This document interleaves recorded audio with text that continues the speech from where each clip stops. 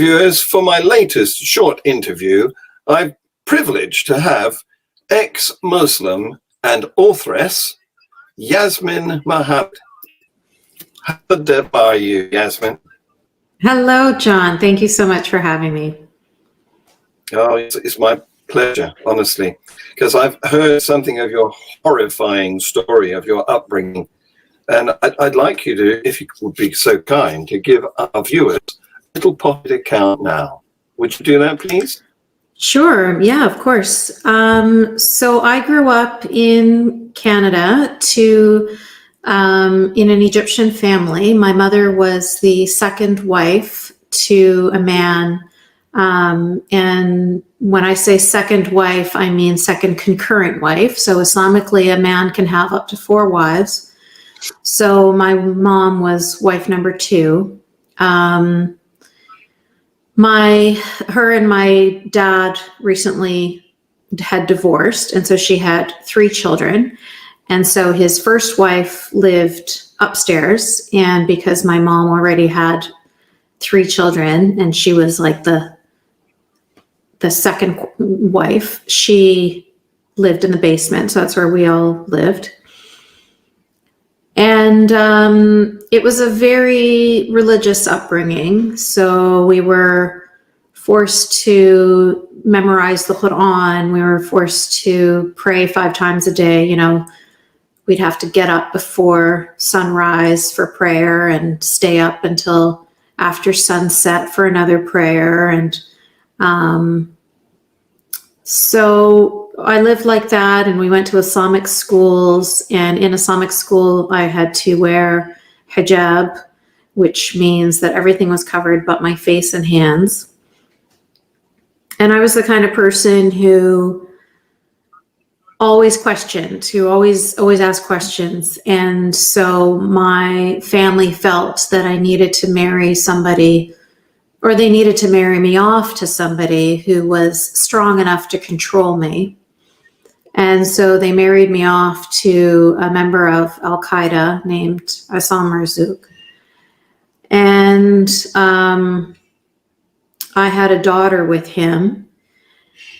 And when I was married to him, the few freedoms that I had growing up were taken away. So just physically, that's represented by the fact that hijab covered everything but my face and hands. But when I married him, covered up even my face and hands as well. So I had gloves delivered from Saudi Arabia and a niqab delivered from Saudi Arabia. So that covers, you know, everything. And he would paper up the windows just in case the curtains moved and somebody might see in. So I was essentially living in a prison, and in a portable prison. If I ever left the house either, I had to be wearing this portable sensory deprivation chamber you know, it's to the point now that when we have to wear masks whenever we go places. And I was saying to my husband, we'd just gone food shopping and I had to wear the mask the whole time in there. And we got back into the car and I just started crying because I hate wearing the mask so much. It just brings back so many memories of having to wear the niqab. And I said to him, like, I know I'm fighting against wearing this mask. Like, if I just submit, which is the definition of the word Islam, and if I just accept that I have to wear a mask, and then I can be okay with it. But I resist even letting myself be okay with wearing a mask because it reminds me too much of my life where I had to stop resisting and just wear the niqab, you know? So it's like the memory, even though it was like 20 years ago, it's still too close, you know? Just being, and that's just one little piece of cloth restricting just this part of my face, you know, as opposed to the niqab was of course everything, but it's kind of disconcerting to realize how those kinds of things just stay with you. And I have to remind myself that I have 2 daughters today that are both free and happy, and I did that. It was because I fought against this that they are able to be free and happy.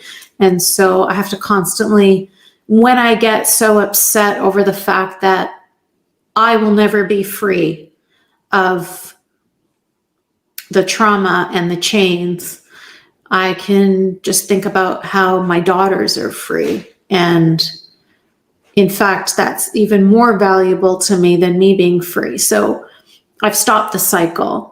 And that's what I do. That's my book, Yes. Unveiled, that I wrote was to that end. It was all about telling my story of freeing myself and encouraging other women, and hopefully inspiring other women and men to free themselves from this ideology that is robbing them of their life. They're wasting their life to, it's a figment of a goat herder's imagination from 1400 years ago. Yes. You're restricting your life, you're losing your happiness for the figment of the imagination of a man who died, over 1,000 years ago. It's so nonsensical, and I want people to embrace their lives. You only have one. This is it. There is no afterlife. This is not a dress rehearsal. This is your happiness. This is your opportunity. Embrace it, grab it, carpe diem, and I wasted so much of my life on a lie, and it's angering, and it's frustrating, and it's sad, and you just really you're compelled. You're so compelled to reach out to other people and say, don't make the same mistake I did. Yes. And so with my book, I tried to do that, and with my organization, Free Hearts, Free Minds, which supports people who have left Islam but are unfortunately not as lucky as I was, because I was born and raised in a secular country where I had the support of, I could get student loans and go to university. I could get social assistance. I didn't live in a country where the police were going to arrest me, or where the the laws say that I should be beheaded for leaving Islam. I'm allowed to be whatever religion I want, or no religion at all in a secular country. And that's not the case for so many people around the world. And so that's through my organization, Free Hearts, Free Minds, I'm reaching out to those people and offering them support. And so I'm trying to give back, I'm trying to take my trauma and turn it into something positive, so that I'm not feeling angry and upset over what happened in my past, but instead I'm going to take that and use it to propel me to support other people around the world and to try and do good. Well, it's horrifying, isn't it? The fundamentalist Islamic attitude towards women. They're not just a second-class citizen. They're a toy. They're a specimen. They're a pet to be abused as you wish. It's absolutely. And even with a pet, you would have laws that say you can't abuse your animals. But in Islam, a man is told that if you fear disobedience, if you fear arrogance from your wife, beat her. Yes. So it's even more than a pet. It's worse. It's a prisoner. Yes. And in fact, that's how in Islam, in Saudi Arabia, that's what their guardianship laws are. So when you take the religion of Islam and you say, what does this look like in reality? A Sharia law country like Saudi Arabia will show you what that looks like in reality. In reality, the women there are under the guardianship of their fathers, and then their husbands, and then maybe even their sons. Yes. And so women are never free. They're always prisoners to a man. Yes. So what do you think about moderate Muslims? Because we have some in the UK who are not Sharia dominated. And my thing is, they're the thin end of the wedge, because some of them have brought their children up in the mosque and then watched their children get radicalized and go off to fight for ISIS and never come back. So my view is that it's a gateway drug. Moderate Islam is a gateway drug for fundamentalist Islam. Yes, I absolutely agree with you. And I think that's really the main message of Sam Harris's book, The End of Faith, where he's arguing essentially the same thing, that as long as you're still in it, you're going to, as long as you still believe these things. Exactly. Yeah. So whether you are picking up the sword yourself, or whether you're just standing on the sidelines and saying, well, that's what my religion teaches, so I'm not gonna stand in the way, I'm not gonna try to prevent it, I'm not gonna speak out against it, then in fact you are supporting it. Whether it's passively or actively, you're still supporting the same thing. So that is definitely true what you say, but the problem is that we're dealing with a population of almost 2 billion people. And so within that population, you have a spectrum of everything from the Muslim who sleeps around, drinks alcohol, eats bacon, but still calls themselves a Muslim, all the way to the far other end of the spectrum, where you essentially have ISIS. Or Abu Bakr al-Baghdadi, who is a PhD in Islamic studies. And where did that lead him? It led him to become the leader of ISIS. So that's what happens. That's what happens when you follow Islam. So we've got a spectrum here, and you've got so many different people within that spectrum. And you're absolutely correct. As long as you are believing these things, there's always going to be a sense of danger there. But there are some people who now call themselves Reform Muslims. And so they want to maintain their identity as Muslims, but they disagree with pretty much, 90% of the religion. So for whatever reason, they want to, they believe in the equality of men and women. They believe in secularism. They believe in LGBT equality. They believe in freedom of speech, but they still want to be Muslim. So all of those things are the antithesis of Islam. They are complete, you will be killed by the extremist Muslims because they will consider you a non-Muslim anyway. When my mom threatened to kill me, it was just because I had removed the hijab. I was still a Muslim. I was still identifying as a Muslim, but it didn't matter, because the fact that I removed the hijab to her meant you're now it's a very, you're either with us or you're against us kind of mentality. And if you're going to do the smallest infraction, then you are considered the enemy. And so whether it's you or me who don't believe in Islam at all, or whether it's Majid Nawaz or Asr Nomani or Imam Tawhidi or all of these other prominent Muslim reformers who believe in maintaining their identity as a Muslim but not living as Muslims at all, they will equally be killed by ISIS. ISIS doesn't, or by the extremists. They won't differentiate between us, right? No.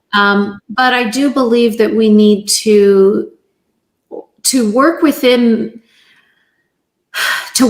those people who are trying to reform their religion, or to reform their believers, because you can't reform the religion, but you can at least reform Muslims if you can't reform Islam. To work with them in that goal, only because they are in just as much danger as we are, and they are fighting a battle that we need to fight because we need to fight against the extremists who really are the majority.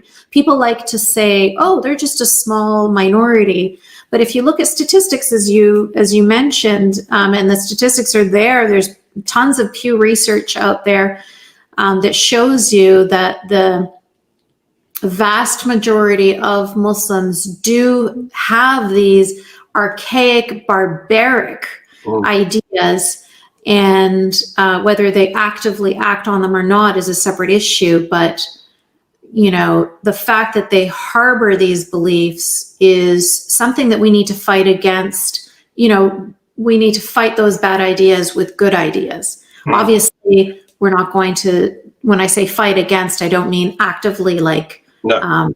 you know, yeah, but I mean, like, we need to educate, you know, just the same way we educate against sexism or racism or any other dangerous thinking out there. We need to fight against these archaic, barbaric, horrific, misogynistic ideals that Islam preaches. Yes. Well, our view from the point of view of Atheism International, is that religions are divisive, and 100%. they're based on a falsehood. So they're a division that we could easily do without. And these moderate Muslims are within proximity of becoming atheists, it seems to me. They've abandoned a lot of the horrifying aspects of Islam. They've made up, if you like, Islam light. Yes, correct. And they just need a little kick, and they will be secularists like you and I. So we can't afford to stop talking about it.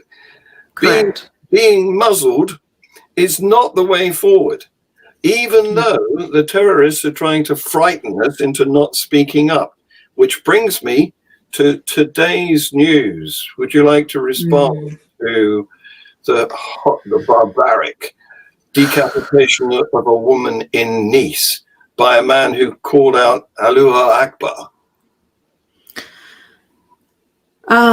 So this is very new news right now. I didn't really have a chance to read up on it, but I've seen enough. I'm still reeling from what happened to Samuel Paty, so I can't even imagine how the people of France are feeling right now. Like, they're already under so much pressure because they're on lockdown because of COVID, and then they have like their entire, you know, raison d'etre for their country, you know, which is freedom. That's really, you know, fraternity, you know, equality, liberalism. These are the cornerstones of French society. And to have invited in your terrorists, with open arms, the people who will eventually start beheading your citizens and trying to undermine the cornerstones of your society. I mean, I think that Macron has been responding correctly. I think it's wonderful. But what has he got for his efforts? He's been accused of Islamophobia. The thing is those idiots will always exist. This is the thing. You said that the jihadis are trying to silence us. The terrorists are trying to silence us through violence. And you're correct. But what people don't recognize, and what they need to recognize, is that there are two streams here. You have the jihadis that try to silence us by literally cutting off our necks, by literally killing people in Charlie Hebdo, by literally killing Theo Van Gogh, right? Those are the jihadis. And you've got the Islamists who are trying to silence criticism, but instead of wielding a sword, they wield the term Islamophobia. Yes. It is the exact same end. Both the Islamists and the jihadis have the same goal. The goal is to silence criticism of Islam, to scare people into silence and submission, which is the definition of the word Islam. They want us to submit. So when you say the word Islamophobia, and when you try to get people to stop criticizing Islam, you are doing the work of those people. You are supporting the work of Islamists, and you are supporting the work of jihadis, because you are silencing criticism of this religion, which is meant, because their whole goal, both of them, their goal is to spread Islam across the globe, because that is what Islam compels them to do. That is what the religion demands that they do. Yes. The religion is constantly, if any of your listeners pick up a Quran, open it to any random page, you'll find that that is what the Quran is asking, what Allah, the literal word of Allah, is asking Muslims to do over 300 times in that book, is to die in the name of Allah. So this is why they scream Allahu Akbar before they kill people.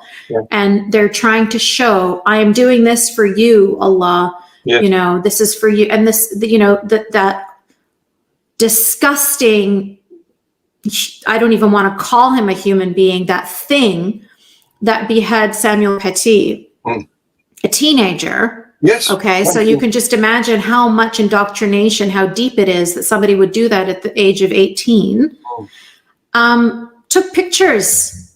Yes. After he murdered Samuel Paty. And when he posted it on Twitter, he posted a long, you know, allegiance to his Allah and to his prophet. It was very clear why he did it.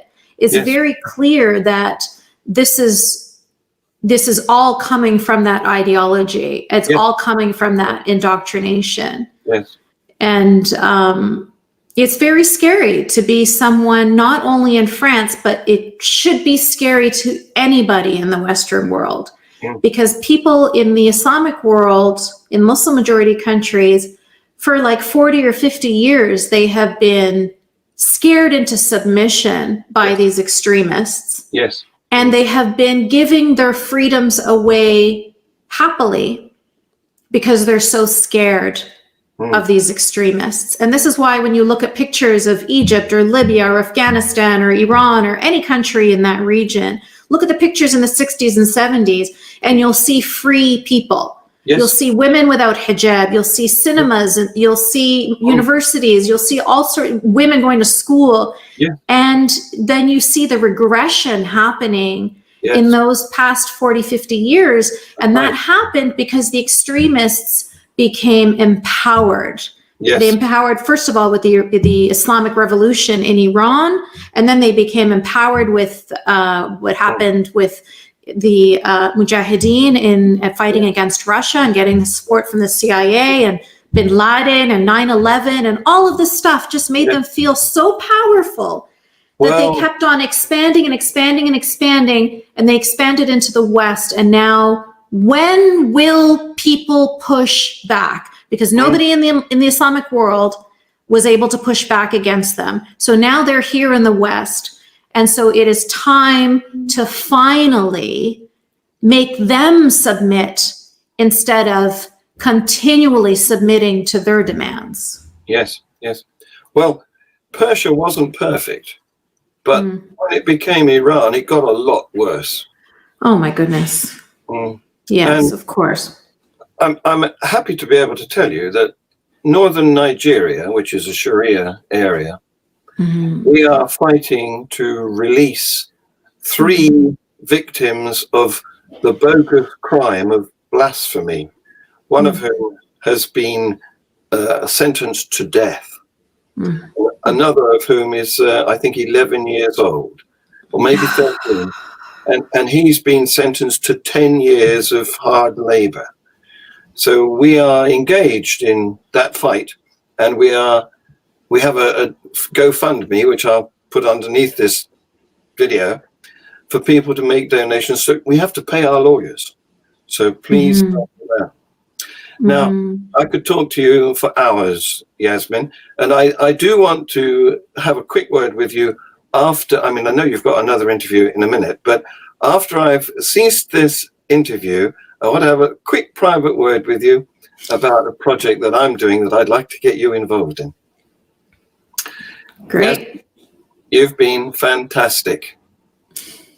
Thank you very much. Thank you. Thank you, Richard. Thank you, John. Keep up the good work. Thank you so much. Bye-bye. Bye.